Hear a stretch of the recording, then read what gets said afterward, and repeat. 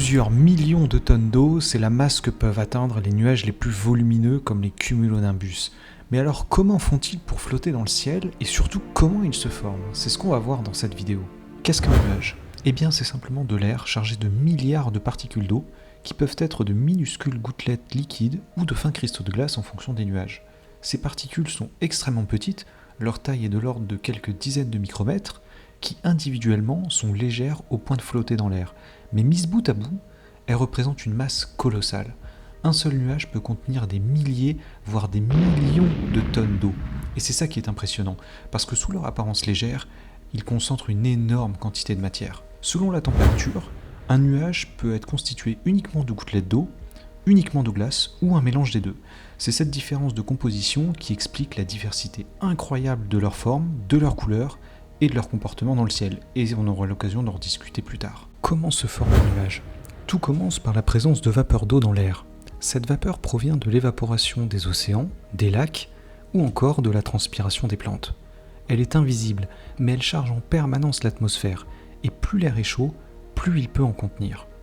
L'air chaud va ensuite s'élever, et ça peut se produire de différentes manières. D'abord la convection, le soleil va chauffer la surface du sol, celui-ci va ensuite réchauffer l'air situé juste au-dessus. Cet air, en devenant plus chaud, se dilate, il devient moins dense que l'air environnant, et il s'élève naturellement. Il y a ensuite le soulèvement orographique. Il se produit quand une masse d'air rencontre un relief, comme une colline ou une chaîne de montagnes. L'air n'ayant pas d'échappatoire, il est forcé de s'élever le long de la pente. Enfin, le soulèvement frontal. Il se produit quand deux masses d'air de températures différentes se rencontrent. Comme elles n'ont pas la même densité, elles ne se mélangent pas. L'une est forcée de passer au-dessus de l'autre. Dans le cas d'un front chaud, l'air chaud avance sur une région occupée par de l'air froid.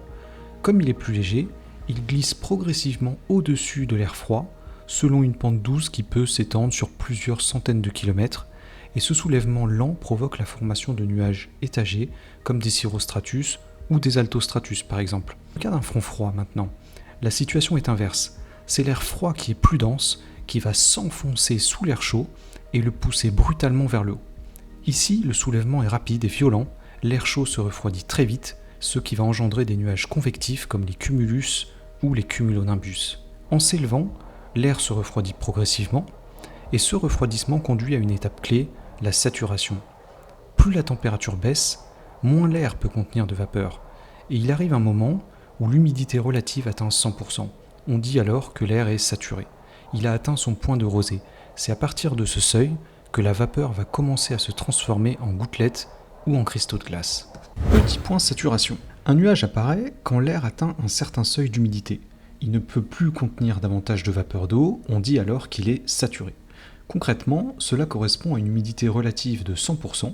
Attention, ça ne veut pas dire que l'air est constitué à 100% d'eau. Ça veut simplement dire que compte tenu des conditions de température et de pression, l'air contient la quantité maximale de vapeur d'eau possible. Maintenant, comment on arrive à saturer une masse d'air? On l'a vu, l'air chaud peut contenir davantage de vapeur d'eau que l'air froid. Il va donc falloir que la masse d'air se refroidisse. Et c'est là qu'interviennent les mécanismes de refroidissement, dont le plus important est la détente adiabatique. Ne fuyez pas, vous allez voir en réalité, c'est très simple. Lorsqu'une masse d'air monte, la pression atmosphérique diminue. L'air se dilate et c'est cette dilatation qui va provoquer une baisse de température. C'est exactement comme dans une pompe à vélo, quand on appuie sur le piston, on comprime l'air et la pompe chauffe. A l'inverse, si l'air se détend, il se refroidit. Dans l'atmosphère, c'est exactement la même chose. L'air qui monte se dilate et refroidit. L'air qui descend se comprime et se réchauffe. Il existe aussi d'autres formes de refroidissement. Le refroidissement par contact, par exemple quand de l'air chaud va passer au-dessus d'une surface froide, ça va engendrer des brouillards ou des stratus. Il va y avoir le refroidissement radiatif qui lui va se produire surtout la nuit. Le sol va évacuer sa chaleur en rayonnant vers l'espace et donc il va se refroidir. Et l'air qui est juste au-dessus va se refroidir aussi. C'est ce mécanisme qui donne naissance par exemple aux brouillards de rayonnement qu'on trouve souvent dans les vallées le matin. Mais dans l'immense majorité des cas, c'est la détente adiabatique qui explique la formation des nuages. Maintenant qu'on a vu comment se former les nuages, on va voir qu'il y en a différentes catégories. D'abord, les nuages de front chaud.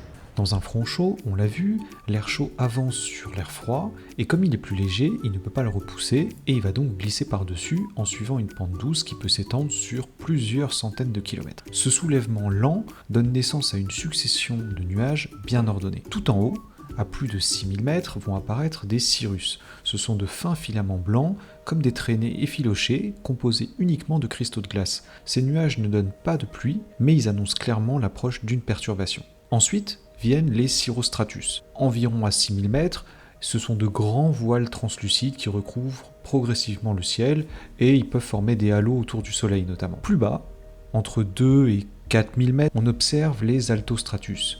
Ce sont des voiles gris uniformes, un peu plus épais, qui filtrent la lumière et ils peuvent parfois masquer totalement le Soleil. Ces nuages annoncent que la pluie approche. Enfin, sous les 2000 mètres, ce sont les nimbostratus. Ce sont d'immenses couches sombres et opaques, souvent floues, qui couvrent tout le ciel. Ce sont eux qui apportent les pluies continues, parfois pendant plusieurs heures, voire pendant une journée entière. Les nuages de front froid maintenant. Dans un front froid, la situation est différente. Ici, c'est l'air froid qui est plus dense, qui avance et s'enfonce sous l'air chaud. Résultat, l'air chaud est forcé de monter brutalement sur une pente beaucoup plus raide. Ce soulèvement rapide produit des nuages convectifs, d'abord des cumulus, généralement bas, sous les 2000 mètres, ils se reconnaissent à leur contour bien net et bombé, un peu comme des moutons dans le ciel. Puis très vite, on va avoir les cumulonimbus, qui sont de véritables monstres atmosphériques. Leur base se trouve souvent autour de 1000 à 2000 mètres, mais ils peuvent s'élever jusqu'à 10 ou 12 000 mètres. Leur sommet s'étale d'ailleurs en forme d'enclume, très caractéristique. Ces nuages sont extrêmement dangereux pour l'aviation, notamment à cause des turbulences, de la grêle, des cisaillements de vent, etc. Ces nuages sont responsables des averses intenses, mais généralement très brèves. Voilà, maintenant vous savez ce que sont les nuages et comment ils se forment. Si cette vidéo vous a plu, n'hésitez pas à mettre un pouce bleu et à vous abonner pour la suite.